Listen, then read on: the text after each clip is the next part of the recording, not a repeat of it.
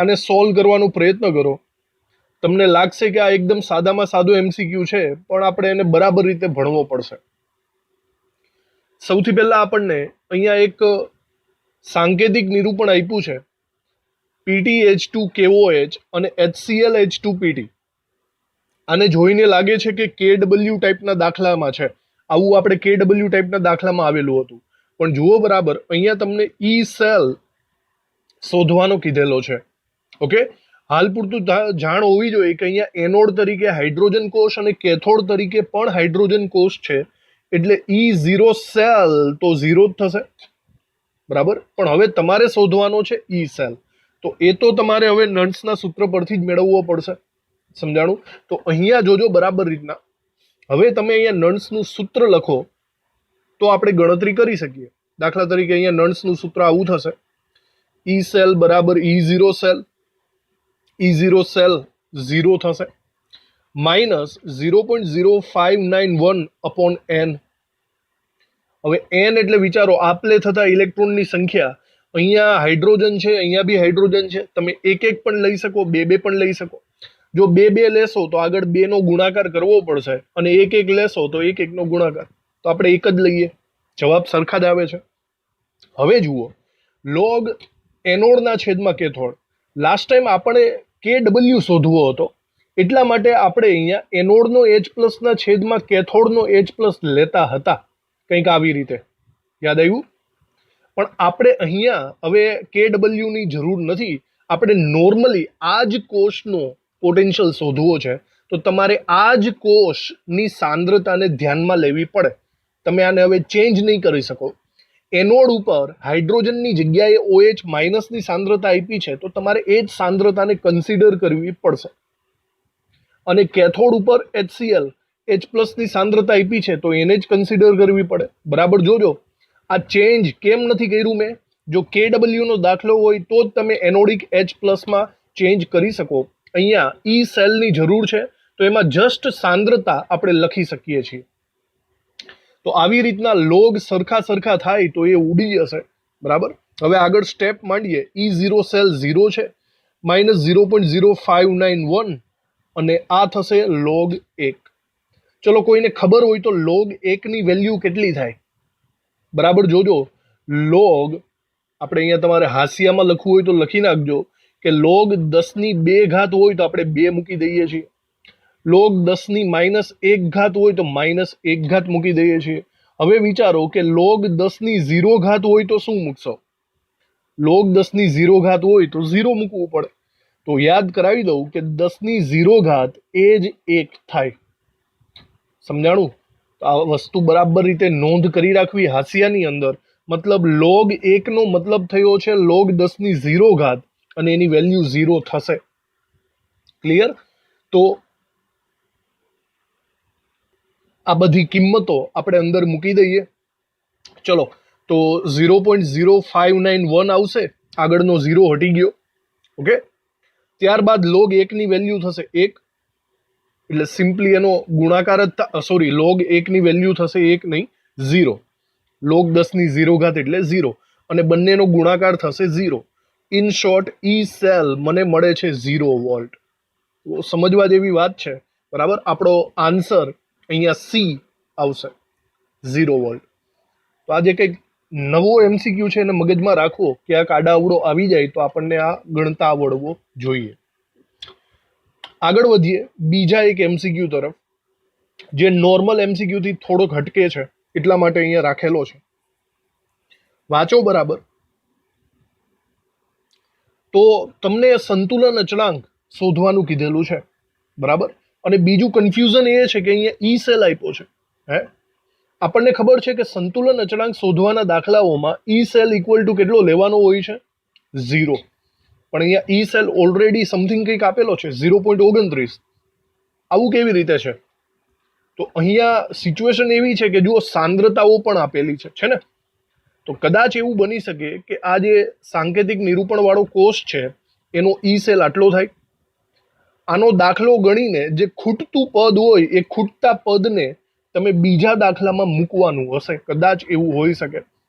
તો તમે જરા વિચારો, આ સંતુલન અચળાંકને થોડીક વાર સાઈડ ઉપર મૂકી દો, તો તો તમારી પાસે 2 જણાની સાંદ્રતા છે, ઈ સેલ છે.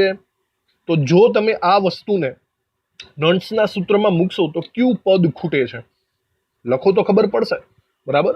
જો નોન્ટ્સનું સૂત્ર ઉપરના સેલ પ્રમાણે લખીએ તો આવું થાય છે, ઈ સેલ બરાબર ઈ ઝીરો સેલ માઇનસ 0.0591 અપોન, વિચારો શું છે, ઓક્સિડેશન 2 ઇલેક્ટ્રોનનું, રિડક્શન પણ 2 ઇલેક્ટ્રોનનું, એટલે કે 2 લોગ એનોડના છેદમાં કેથોડ. ચલો અહીંયા એનોડ તરીકે 0.01 છે, 0.01 એટલે કે 10⁻², ના છેદમાં કેથોડ તરીકે 0.001 એટલે કે 10⁻³ છે. ક્લિયર? ચલો હવે ગણતરી કરીએ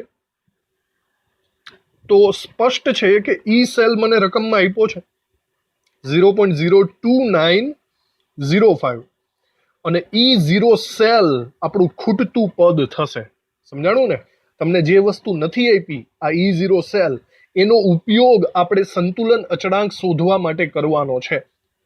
ઓકે, તો આ ઈ ઝીરો સેલ આપણે ફાઇન્ડ આઉટ કરવાનો પહેલા તો. હવે આ બંનેનો ભાગાકાર આપણને બહુ સારી રીતે ખબર છે, 0.02955. ત્યારબાદ લોગ, હવે જુઓ 10⁻³ જો ઉપર તરફ જશે તો 10⁻³ માં કન્વર્ટ થશે, એટલે કે 10⁻² + 3, એનો મતલબ 10⁻1. તો લોગ 10 નો જવાબ આવશે 1. હમણાં જ વાત થઈ હતી, લોગ 10⁻1 નો કેટલો થાય? 1 થાય. તો ચલો આપણે હવે બાકીની ગણતરી ઉપર આગળ વધીએ. હવે શું કરશું, આ બંનેનો ગુણાકાર તો ચલો આટલો જ થશે. આ માઇનસ વાળું જે સ્ટેપ છે એને પહેલી સાઈડ મોકલીએ, જોજો બરાબર. 0.02905 is equal to E zero cell minus 0.02955 અને આ લોગની વેલ્યુ આવી છે 1. 1 વેલ્યુ આવી એટલે બે સરખા જ છે. હવે આ માઇનસ વાળા સ્ટેપને તમે પહેલી સાઈડ લઈ જાઓ તો પ્લસ થઈ જશે. ઓવરઓલ આ બંનેનો તમારે સરવાળો કરવાનો થાય છે. 0.02905 પ્લસ થશે 0.02955 એટલે કે 0.0586 આ બાજુ આવશે. 0.0586 આ આપણો ઈ ઝીરો સેલ થશે વોલ્ટની અંદર, બરાબર. હજી આપણો જવાબ નથી આવ્યો, આપણે સંતુલન અચળાંક મેળવવાનો છે. આ ઈ ઝીરો સેલનો ઉપયોગ આપણે ફર્ધર સંતુલન અચળાંક મેળવવામાં કરશું. ક્લિયર? તો હવે સંતુલન અચળાંક શોધવા માટે આપણે સંતુલન અચળાંકનું સૂત્ર લખીએ. ચલો, સંતુલન અચળાંક લખવા માટે આપણે એવું કરતા હતા કે ઈ સેલ બરાબર ઈ ઝીરો સેલ માઇનસ 0.0591 n. ચલો n તરીકે તો 2 જ આવે અને અહીંયા ડાયરેક્ટલી લખતા હતા લોગ કેસી, છે ને? અને આવું લોગ કેસી નો દાખલો હોય તો એનો મતલબ ઈ સેલ તમારે એમાં 0 લેવો પડશે, બરાબર. અને ઈ ઝીરો સેલ આપણે હમણાં ફાઇન્ડ આઉટ કર્યો છે. તો આવી રીતે થશે. અહીંયા નોર્મલી જો ઈ સેલને આપણે ઉડાડી દઈએ, મતલબ કે 0 લખીએ, તો આપણું નવું સૂત્ર કંઈક આવી રીતે આવે છે. ઈ સેલ બરાબર આ બંનેનો ગુણાકાર કરીએ તો 0.02955 લોગ કેસી. સમજાણું? તો આ ડાયરેક્ટલી પણ સૂત્ર વાપરી શકાય, આપણે આગળ ભણ્યા છીએ. અને ઈ સેલ નું સૂત્ર મૂકી દઈએ તો આપણે અહીંયા લખવું પડશે 0.0586 અને એના ભાગાકારમાં આવશે 0.02955 બરાબર લોગ કેસી. હવે સિમ્પલી તમારે કેસી શોધવો હોય તો લોગને પહેલી સાઈડ લઈ જવો પડશે, જેનાથી એન્ટીલોગ થશે. સમજાણું તમને? આપણા ઓપ્શન્સ એવા જ છે કંઈક એન્ટીલોગ ટાઈપના, એટલે આપણે અહીંયા કરવું પડશે એન્ટીલોગ આખા કાઉન્સનો 0.0 આટલું અને 0.0 છેદમાં આવશે 2955 બરાબર કેસી. હવે તમને ખબર હોવી જોઈએ કે એન્ટીલોગ એટલે એકચ્યુઅલી 10નો ઘાતાંક થાય છે. આ જવાબ થશે. તો ઓપ્શન્સમાં એવું કંઈ હજી દેખાતું નથી. 0.058 છેદમાં આ તો નહીં જ આવે. 0.0295 0.0295 26 આ ઓપ્શન્સમાં આવવું જોઈએ પણ નથી આવતું. તો તો કદાચ આપણે કંઈક મિસ્ટેક કરી છે આ દાખલાની અંદર. ઓફકોર્સ ઓકે, હા ઈ સેલ, બાપરે ઈ સેલ જોજો 0.2905 છે ને આપણે ભૂલથી અહીંયા 0 એક્સ્ટ્રા લઈ લીધો છે, લોચો થઈ ગયો. ઓકે, ફરીથી કવર કરીએ ફટાફટ. તો જુઓ અહીંયા આપણે લેવો પડશે 0.2905. ઓકે, એની નીચેના સ્ટેપમાં પણ 0.2905. હવે આ સ્ટેપ આ બાજુ આવશે તો સરવાળો થશે, તો સરવાળાની અંદર આપણે મૂકવું પડશે. તો મતલબ ચલો સરવાળો કરી લઈએ. 0.2905 અને સરવાળામાં છે 0.02955. ઓકે, હા તો 0.32 જવાબ આવે છે. E0 સેલ આપણો આવે છે 0.32. ક્લિયર, 0.32 જવાબ છે. ઓકે, તો હવે એ E0 સેલને આની અંદર મૂકીએ તો અહીંયા મારે લખવું પડે, સોરી એ નહીં, E0 સેલ આ રહી, આની એની વેલ્યુ છે, અહીંયા મારે લખવું પડે 0.32. ઓકે, તો ડાયરેક્ટલી મારે અહીંયા અંશની અંદર 0.32 લખવા પડે. સોરી, અહીંયા ભૂલ થઈ ગઈ.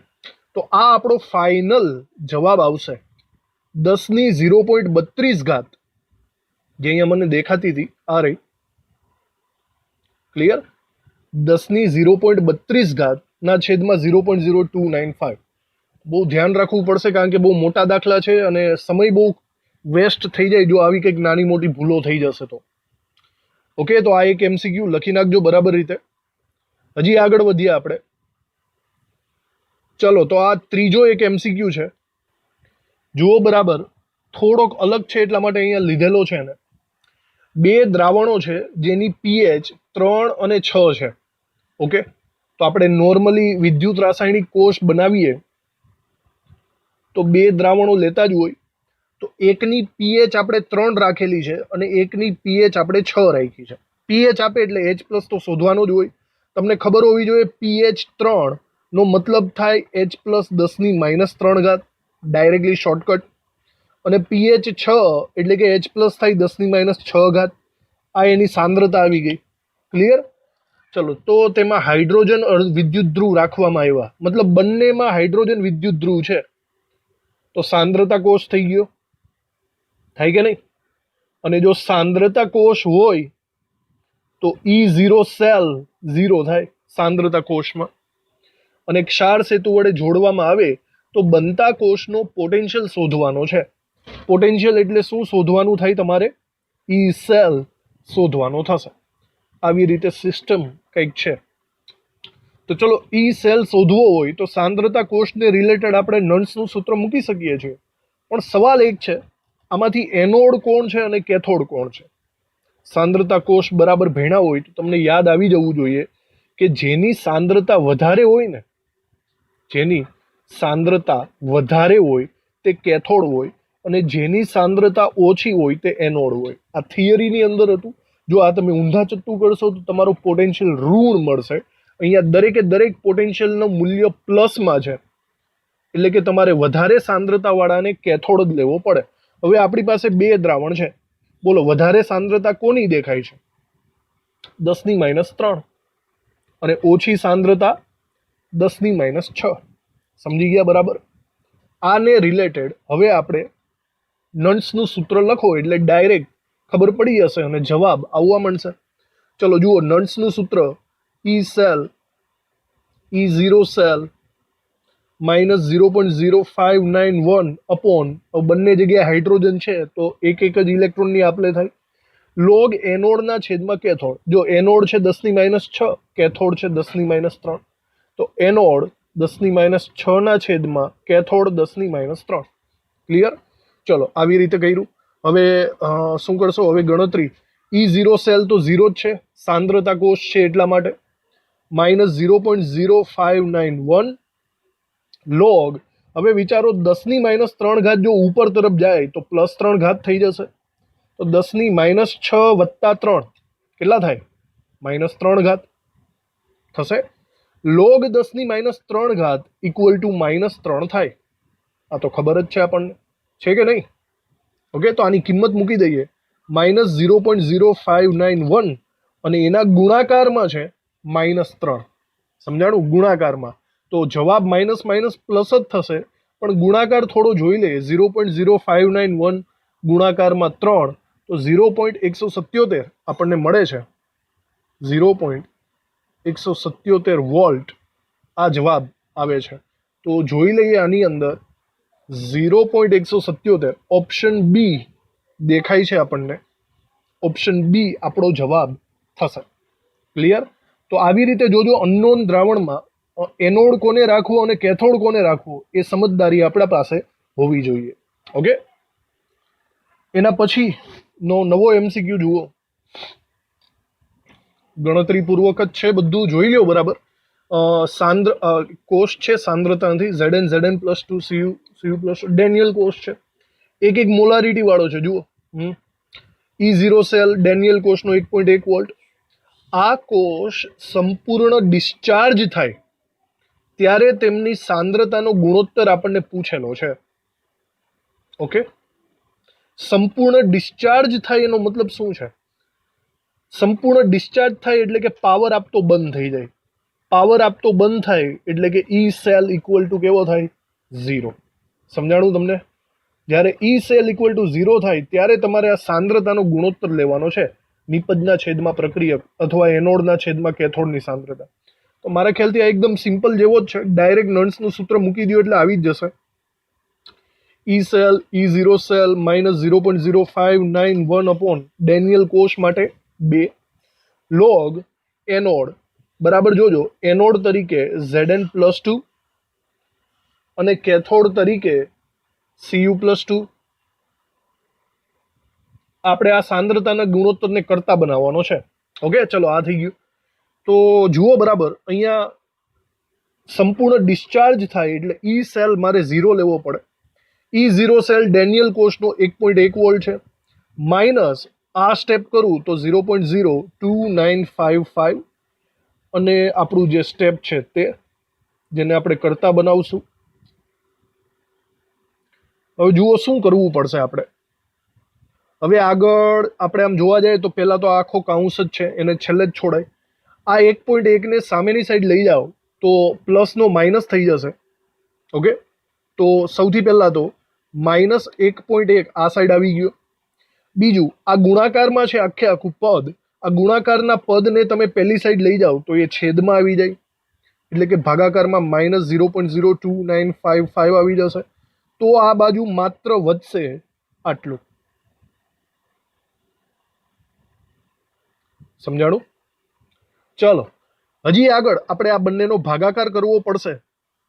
1.1 ભાગાકારમાં 0.02955 તો 37.22 લખી શકીએ અને માઇનસ માઇનસ પ્લસ થઈ જશે. તો આનો લોગ આપણે આવી રીતના મતલબ કરી શકીએ Zn પ્લસ 2 છેદમાં Cu પ્લસ 2. ક્લિયર? ચલો તો હવે તમને જે માત્ર શોધવાનું કીધું છે એ છે આ પદ. તો સ્પષ્ટ વાત છે, લોગને પહેલી સાઈડ લઈ જવો પડે એટલે કે આપણે કરવો પડશે એન્ટી લોગ. તો આપણે અહીંયા લખશું એન્ટી લોગ કોનો? 37.22 નો. ત્યારે જઈને તમને આ બંને સ્ટેપ મળશે, બંને સાંદ્રતાઓનો ગુણોત્તર મળશે. સમજાણું?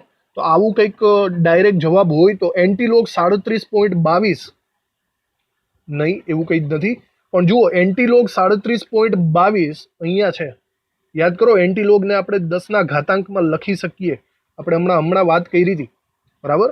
એન્ટીલોગને આપણે આવી રીતે લખી શકીએ 10 ના ઘાતાંકમાં 37.22. તો આ આપણો ફાઇનલ આન્સર થશે એન્ટીલોગને રિલેટેડ, ઓપ્શન સી. સમજાણું તમને બરાબર રીતે? આ બી એમસીક્યુ થોડોક જાણવા લાયક હતો. સંપૂર્ણ ડિસ્ચાર્જનો મતલબ યાદ રાખવો તમારે, ઈ સેલ 0 થાય. ચલો હજી આગળના એમસીક્યુ તરફ આગળ વધીએ.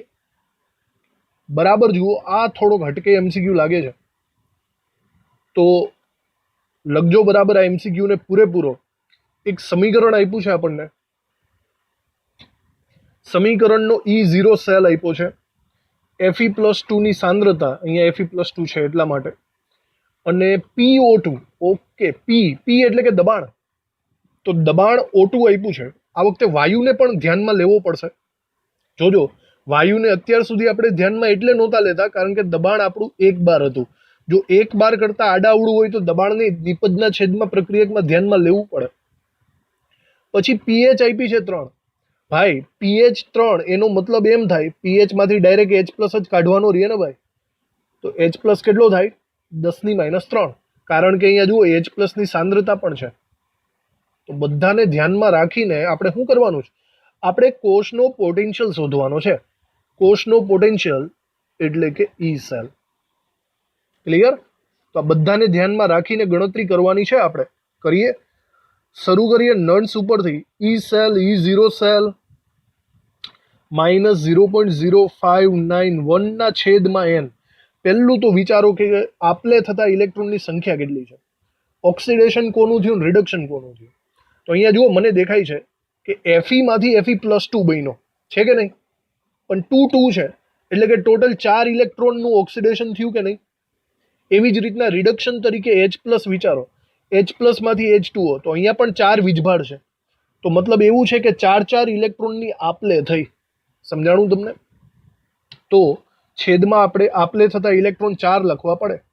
હવે વિચારજો, લોગ નિપજના છેદમાં પ્રક્રિયક લખવું પડે. નિપજ તરીકે મારી પાસે Fe+2 2 વાર છે. એનો મતલબ Fe+2 નો સ્ક્વેર થાય ઇન્ટુ H2O નો પણ સ્ક્વેર થાય. પણ આપણે આને નહીં લખીએ, યાદ છે ને? H2O તો અચળ છે, અચળ વસ્તુને લખતા નથી. તો H2O ને ભૂલી જાવ ભાઈ. આ થઈ ગયું અંશમાં. નિપજના છેદમાં પ્રક્રિયક. હવે છેદમાં જુઓ તો પેલા 2Fe સોલિડ છે, સોલિડને આપણે લખતા નથી. બીજું O2, નોર્મલી આપણે ઓક્સિજન હવાને પણ નહીં લખીએ, પણ જુઓ દબાણ આપ્યું છે તો લખવું પડશે. O2 ની આગળ કોઈ સહગુણક નથી એટલે નોર્મલી સીધું જ આપણે 0.1 લખવો પડશે, એટલે કે PO2 લખવો પડશે. આપણે કિંમત જ મૂકી દઈએ તો સારું છે, બરાબર. ઉપર Fe+2 નો સ્ક્વેર એટલે ચલો Fe+2 ની કિંમત કેટલી છે જોઈ લ્યો જો બરાબર. 10⁻3 નો સ્ક્વેર કરવો પડશે. 10⁻3 નો સ્ક્વેર ડાયરેક્ટલી જ કરું છું, ધ્યાન રાખજો બરાબર. 10⁻6 સ્ક્વેર કર્યો. છેદમાં છે PO2. PO2 આપણને દબાણ આપ્યું છે 0.1. ભાઈ 0.1 એટલે 10⁻1 થઈ શકે કે નહીં? થાય. ઓકે, આ બંને થઈ ગયું. હજી જુઓ નિપજના છેદમાં પ્રક્રિયક. આને ન લખાય, આને લખી નાખ્યું. અને H+ ની આગળ 4 છે તો ભાઈ મારે અહીંયા H+ ની 4 લખવી પડે છેદમાં. અને H+ ની 4 જરા જોજો, H+ ની 4 છેદમાં તો 10⁻3 H+ છે. એનો મતલબ 10⁻3 ની 4 લખવી પડશે. 4 તેરી 12, તો 10⁻12 થાય. આટલું થશે. બાકીની કિંમતો મૂકીએ આની અંદર. આપણને શું આપ્યું છે? E0 સેલ પણ આપ્યો છે, જોઈ લ્યો 1.67. તો 1.67 માઇનસ આ બંનેનો ભાગાકાર આપણે કરી નાખીએ.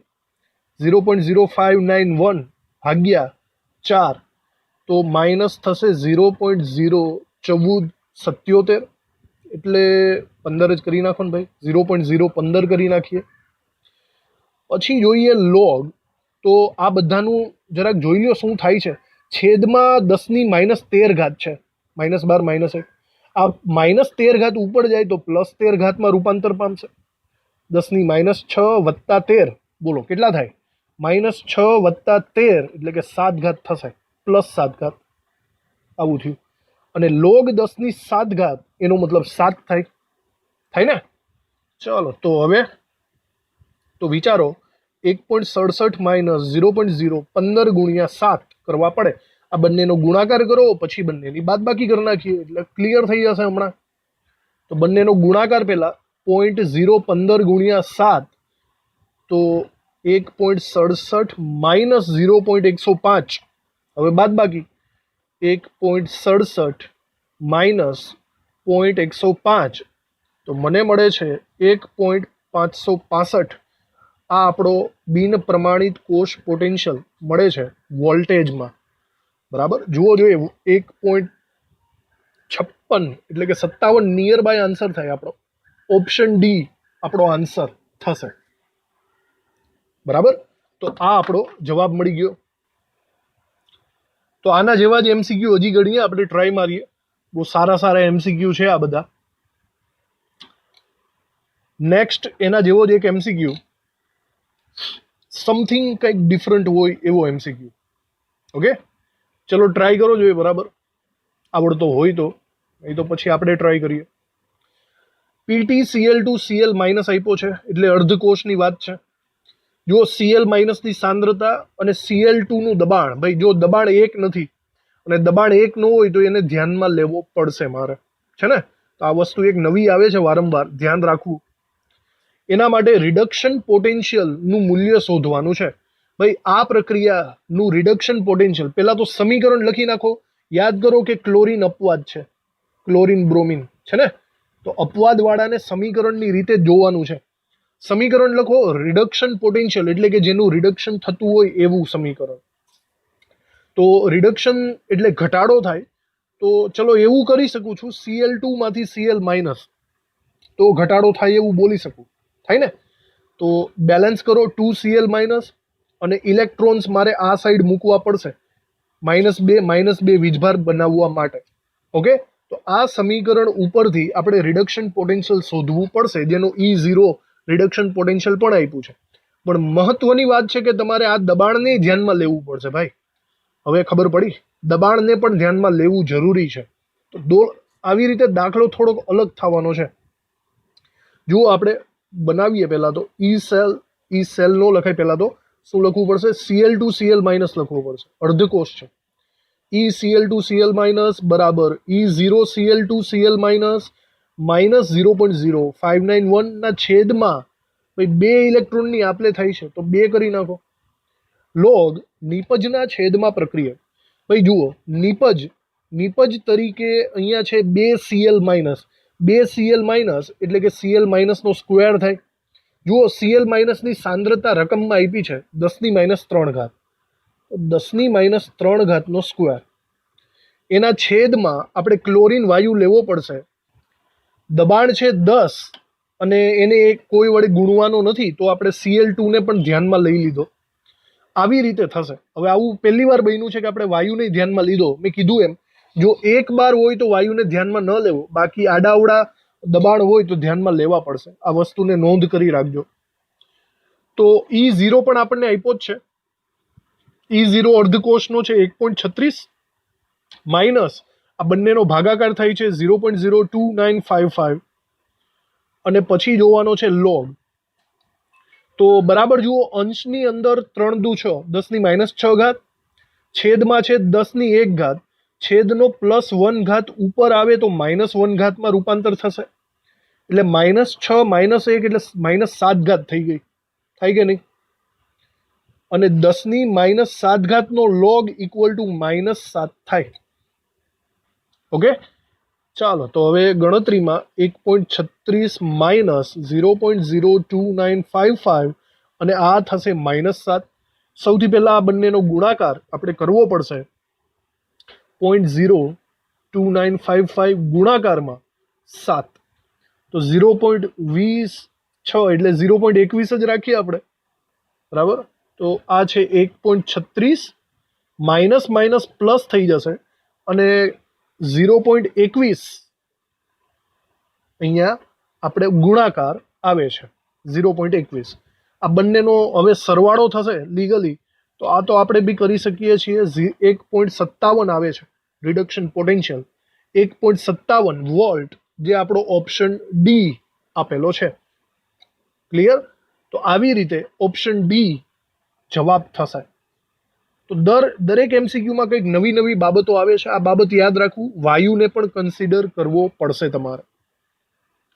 ચલો આગળ વધીએ.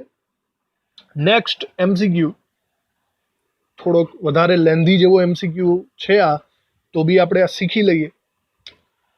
1.05 ગ્રામ ધરાવતી મિશ્ર ધાતુ છે. ઓકે, એક મિશ્ર ધાતુમાં 2 જણા છે, લેડ અને એજી વાળું. એને HNO3 માં ઓગાળ્યું અને 350 ml દ્રાવણ બનાવ્યું.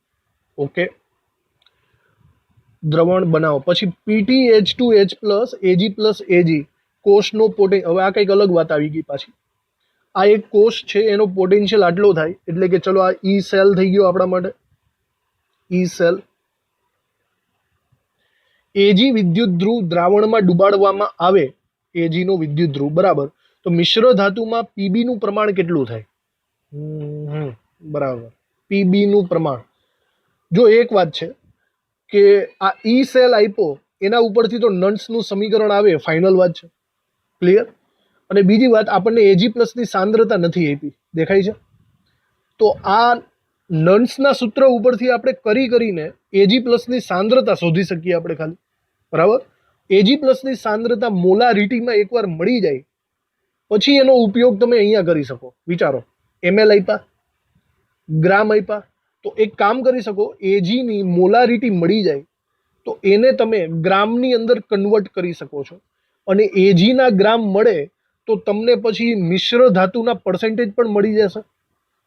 થોડુંક મોલ કોન્સેપ્ટ ઉપર ચાલ્યું ગયું.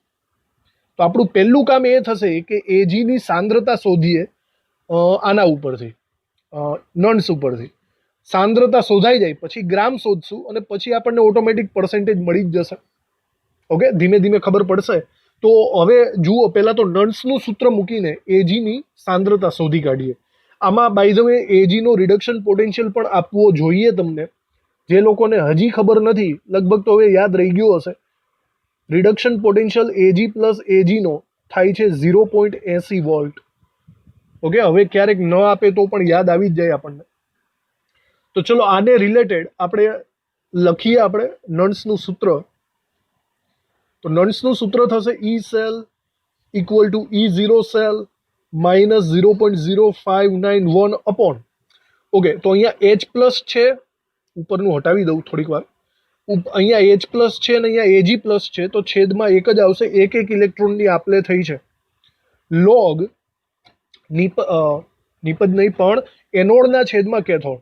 ચલો હવે જુઓ, એનોડ તરીકે તમને અહીંયા એક મોલારિટી જ આપી છે અને કેથોડ તરીકે એજી પ્લસની મોલારિટી આપણે શોધવાની છે.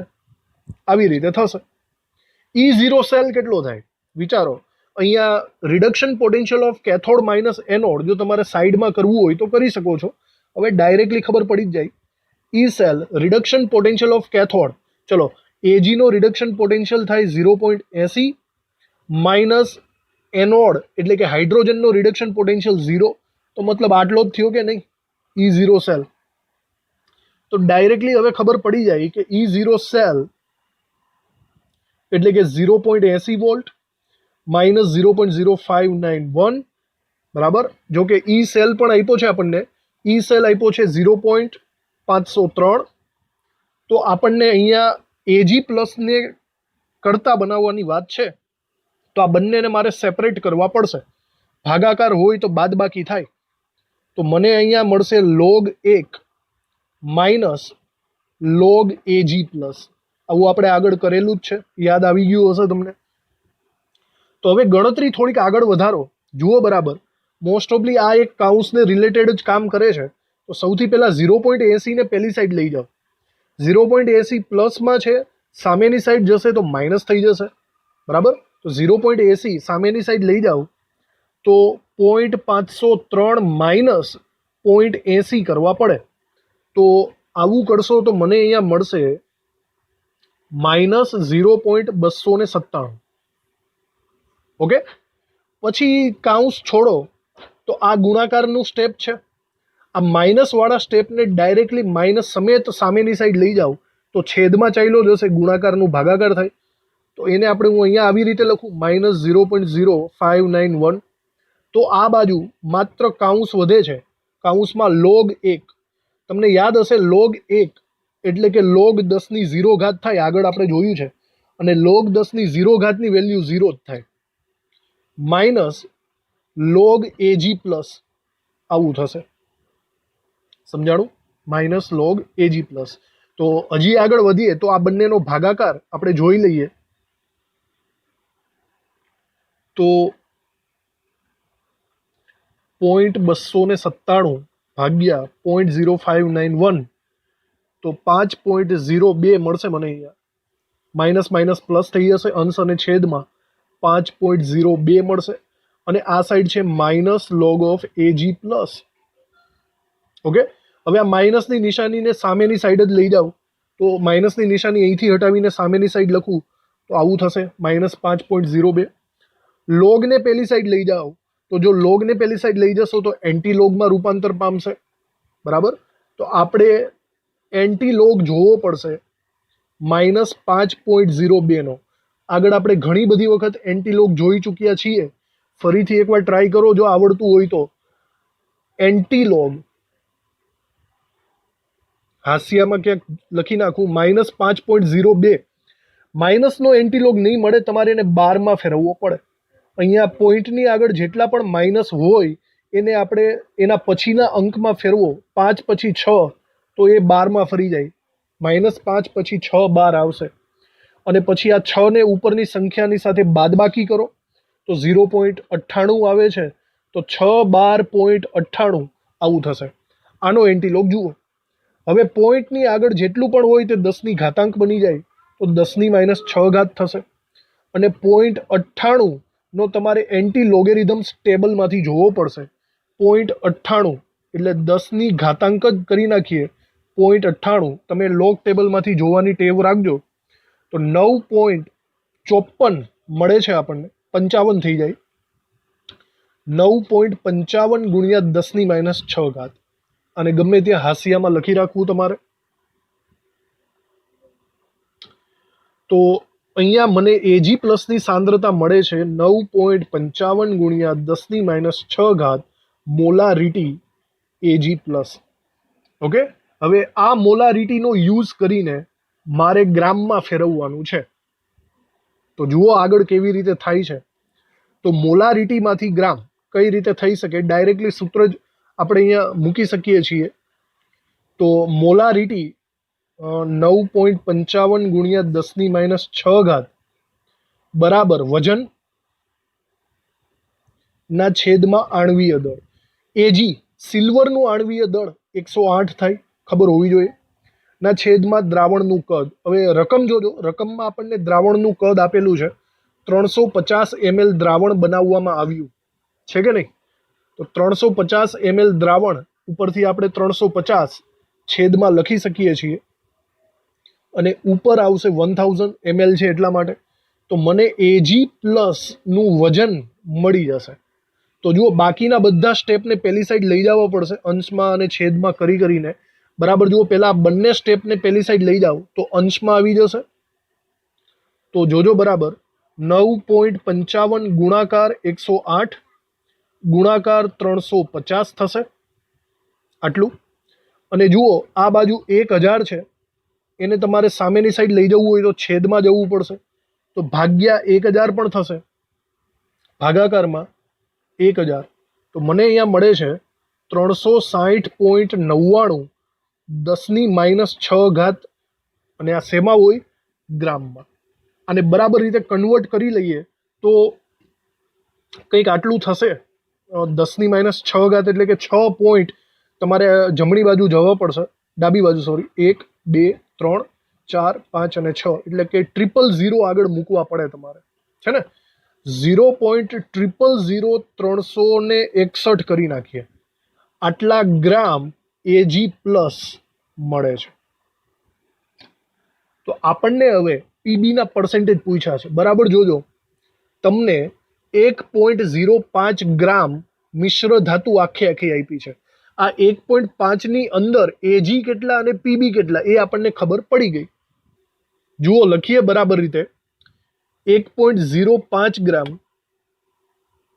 મિશ્ર ધાતુ છે, બરાબર. એ મિશ્ર ધાતુ કોની છે, પીબીની અને એજીની. તો હવે 1.05 ગ્રામની અંદર એજી તો આપણને ખબર પડી ગઈ. એજી કેટલો છે, આપણે હમણાં દાખલો ગણ્યો 0.000361 ગ્રામ છે. તો 0.000361. તો આવું કરશો તો તમને પીબીનું વજન મળી જશે. તો બોલો પીબી કેટલો થાય, આને સામેની સાઈડ લઈ જાઓ એટલે બાદ બાકી થાય. સમજાણું. તો 1.05 માઇનસ 0.000361. તો મને અહીંયા મળે છે 1.04. આપણે લખીએ પૂરું કારણ કે અહીંયા પર્સેન્ટેજની વાત છે. 639 આટલા ગ્રામ પીબી મળે છે આપણને. તો આપણને રકમમાં શું પૂછ્યું છે બરાબર રીતે જોઈ લ્યો. રકમમાં પૂછ્યું છે મિશ્ર ધાતુમાં લેડના પર્સન્ટેજ પ્રમાણ કેટલા, આપણને આ સવાલ પૂછેલો છે. તો પર્સન્ટેજ પ્રમાણ માટે હું આવું સ્ટેપ માંડી શકું છું કે 100 ગ્રામ, એના ગ્રામ કેટલા છે 1.05. મિશ્ર ધાતુ છે ને, જો મિશ્ર ધાતુ 1.05 આટલી ને આટલી પૂરેપૂરો લેડ હોત તો 100% આવી ગયા હોત, પણ એટલો નથી. આપણી પાસે છે 1.04963 ગ્રામ પીબી, તો એના પર્સન્ટેજ કેટલા? સ્ટેપ બરાબર સમજજો. જો પૂરેપૂરો લેડ હોત તો 100% થઈ ગયો હોત, પણ જો આટલો હોય તો કેટલા? સ્ટેપ માંડો બરાબર. તો 1.04963 ગુણ્યા 100 એના છેદમાં 1.05 આટલો કરો એટલે ફાઇનલ જવાબ તમારો પર્સન્ટેજમાં મળશે 1.04963 ગુણાકારમાં 100 ભાગ્યા 1.05. 99.96% મને મળે છે. 99.96% પીબી શુદ્ધતા પ્રમાણે અંદર હોવો જોઈએ. જો આપણે અહીંયા એમસીક્યુમાં જોઈએ તો યસ, આપણો આન્સર છે 99.96%. તો બહુ ટફ એમસીક્યુ, પણ આવી સિસ્ટમ તમે ક્યારેક સોલ્વ કરી હોય તો મગજમાં યાદ આવે. બહુ અગત્યનો દાખલો, જરાક આને પણ બરાબર યાદ કરીને લખી નાખવો. જુઓ આ એક એમસીક્યુ, આ પણ કંઈક અલગ છે. આવી રીતે ગણવાની આપણે ટ્રાય કરીએ. એક મોલારિટી Zn+2, એક મોલારિટી Cu+2 નું દ્રાવણનો ડેનિયલ કોષ છે. વિચારો કે આપણે ડેનિયલ કોષ એક બનાવીએ, એમાં Zn આ બાજુ હોય, કોપર આ બાજુ હોય, અને બંનેની મોલારિટી 1 મોલારિટી છે. કેથોડ પર, હવે જોજો, કેથોડ ઉપર 2 મોલારિટી એમોનિયાનું દ્રાવણ ઉમેરવામાં આવે છે. હવે બન્યું એવું કે આની અંદર 2 મોલારિટી NH3 ઉમેરવામાં આવ્યો. જોજો બરાબર, કોપરની મોલારિટી કરતાં એમોનિયાની મોલારિટી વધુ છે, તો આપણે એવું સમજવું પડશે કે લગભગ સંપૂર્ણ પ્રક્રિયા થઈ જશે. બરાબર. અને તો કોષનો પોટેન્શિયલ શોધવાનો છે તમારે. જો આવું થાય તો ઈ સેલ કેટલો થશે. હવે આ બંને વચ્ચે પ્રક્રિયા થઈને શું બનતું હશે એ કેમ ખબર પડે? તો આપણને થોડીક ડિટેલ માહિતી આપી છે. CuNH3 4+2 નો સંકીર્ણ આયન, એનો સંતુલન અચળાંક 10^12 છે. મતલબ વિચારો આવું કંઈક બનતું હશે. Cu+2 આ દ્રાવણમાં હતો, એની અંદર તમે એમોનિયા ઉમેરો તો બંને વચ્ચે પ્રક્રિયા થઈને આ આયન બને છે, જે રકમમાં આપ્યો છે CuNH3 4+2. બરાબર. હવે આને બેલેન્સ કરો તો ખબર પડે કે એમોનિયા 4 છે અહીંયા, તો અહીંયા 4 મૂકવા પડશે. આવું કંઈક થાય. ક્લિયર? તો હવે આની આગળ વાત કરીએ તો શું, જો આનો સંતુલન અચળાંક આપ્યો છે તો તમને યાદ હશે સંતુલન ચેપ્ટરમાં સંતુલન અચળાંક બરાબર થશે નિપજની સાંદ્રતાના છેદમાં પ્રક્રિયકની સાંદ્રતા. થાય ને? આ સમીકરણ ઉપરથી આપણે એવું કરવું પડશે. પછી શું છે, તમને Zn નું પોટેન્શિયલ બંનેને આપ્યા છે, તો પછી આગળ વાત. તો હવે જુઓ આમાં શું કરવું પડે એમ છે. પહેલા વિચારીએ. પહેલા તો જો સંતુલન અચળાંક K આપ્યો છે, એની મદદથી આપણને કંઈક મળશે. તો જો આ સમીકરણ છે, સમીકરણનો સંતુલન અચળાંક K લખીએ, નિપજના છેદમાં પ્રક્રિયક. તો જુઓ નિપજ કંઈક આટલી છે +2 ના છેદમાં પ્રક્રિયક તરીકે તમારે Cu+2 લેવો પડશે અને એમોનિયાની 4 લેવી પડશે. બરાબર. એમોનિયા વાયુ છે, પણ જુઓ અહીંયા એમોનિયાની મોલારિટી આપી છે, એટલા માટે મેં સાંદ્રતા તરીકે કન્સિડર કરી છે. આવું થયું. હવે આનો સંતુલન અચળાંક આપણને આપ્યો છે 10^12. ઓકે, તો આવું થઈ શકે કે 10^12 બરાબર. હવે જુઓ કઈ કઈ સાંદ્રતાઓ આપણી પાસે છે. કોપર +2 ની સાંદ્રતા શરૂઆતની એક મોલારિટી હતી, પણ જ્યારે પ્રક્રિયા થઈ ગઈ પછી કેટલી એ તો ખબર નથી ને આપણને. બરાબર. તો એ પ્રમાણે લખશું. અહીંયા કોપરની સાંદ્રતા એમને એમ જ આવશે. બરાબર. બીજું, રકમની અંદર જુઓ NH3 ની સાંદ્રતા 2 આપી છે, તો અહીંયા 2^4 લખી શકું છું. થાય ને? હવે વસ્તુ એ છે કે આની સાંદ્રતા કેટલી થાય. જુઓ એ નિપજ તરીકે આપણને આપેલી છે, અને નિપજ તરીકે આપણે એવું કહી શકીએ કે કોપર +2 ની શરૂઆતની સાંદ્રતા 1 હતી, આની શરૂઆતની સાંદ્રતા 2 હતી, અને એવું માની લ્યો કે સંપૂર્ણ પ્રક્રિયા થઈ ગઈ તો કોપરની સાંદ્રતા આના જેટલી જ સાંદ્રતા થાય. સંપૂર્ણ પ્રક્રિયા થઈ ગઈ એવું માની લઈએ તો આ સંકીર્ણ આયનની સાંદ્રતા 1 થઈ ગઈ એવું આપણે કહી શકીએ છીએ. બરાબર વિચારજો આના વિશે. હવે બાકીની ગણતરીઓ કરીએ એટલે સ્પષ્ટ છે, આપણને કોપર +2 ની સાંદ્રતા મળી જાય છે. કોપર +2 આ બાજુ જાય તો અંશમાં આવી જશે, અને 10^12 જો સામેની સાઈડ જાય તો એક કામ કરીએ, સામેની સાઈડ આમ જાય તો ડાયરેક્ટ -12 માં કન્વર્ટ થઈ જશે, પ્લસ ઘાતમાંથી -12 તો હવે અહીંયા વધે છે ખાલી 1/2/4. ભાઈ 2/4 એટલે 2 દુ 4 દુ 8 દુ 16 થઈ ગયા નહીં, 16 થશે. એટલે 1/16 આપણે કરવું પડશે. તો 1/16 કરો તો 0.0625 થાય, 0.0625. સમજ પડી? તો આ પછીની સાંદ્રતા થઈ. શરૂઆતની સાંદ્રતા 1 મોલારિટી હતી અને પછીની સાંદ્રતા આટલી. આને બરાબર રીતે ફેરવો તો 6.25, 2 પોઈન્ટ તમે જમણી બાજુ ખસેડ્યા એટલે કે ઘાત માઇનસ થાય, વધારે -2 કરો એટલે કે 10⁻14 મોલારિટી. આટલી સાંદ્રતા કોપર +2 ની મળે છે. હવે જુઓ આગળ તરફ કે હવે શું કરીએ. હવે તમારે સ્પષ્ટ અહીંયા જો તમારે ઈ સેલ મેળવવો હોય તો એનોડ અને કેથોડ બંનેની મતલબ ઈ સેલ મેળવવાનો થાય તો આપણે ડાયરેક્ટલી ગણતરી કરી શકીએ. હવે આપણી પાસે બંનેની સાંદ્રતા છે. જુઓ શરૂઆતમાં Zn+2 ની સાંદ્રતા 1 મોલારિટી અને કોપર +2 ની પ્રક્રિયા થયા પછીની સાંદ્રતા 10⁻14 વાળી. તો આપણે હવે શું કરવાનું છે, નન્સનું સૂત્ર મૂકશું અને એના દ્વારા આપણને મળશે ઈ સેલ. તો ચલો નન્સનું સૂત્ર મૂકી દઈએ આપણે. E cell = E0 cell -0.0591/2. Daniell કોસ્ટ છે તો 2 ઇલેક્ટ્રોનની આપલે થશે. લોગ એનોડના છેદમાં કેથોડ.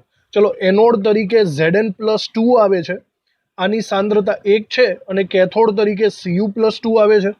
તો Zn+2 ની સાંદ્રતા 1 છે અને કેથોડની સાંદ્રતા આપણે જે હમણાં શોધી એ લખવી પડશે, એટલે કે 6.25 × 10⁻14 આટલી કરવી પડે. ચલો બાકીની ગણતરી કરીએ. તો E0 સેલ આ ડેનિયલ કોસ્ટ છે તો આપણે 1.1 વોલ્ટ રાખવાનો છે, એના માટે અલગ ગણતરીની કોઈ જરૂર જ નથી. માઇનસ આ બંનેનો ભાગાકાર 0.02955 થશે, અને લોગ તો ચલો અહીંયા આપણે 1/6.25 કરવું પડે તો 0.16 મળશે, 0.16.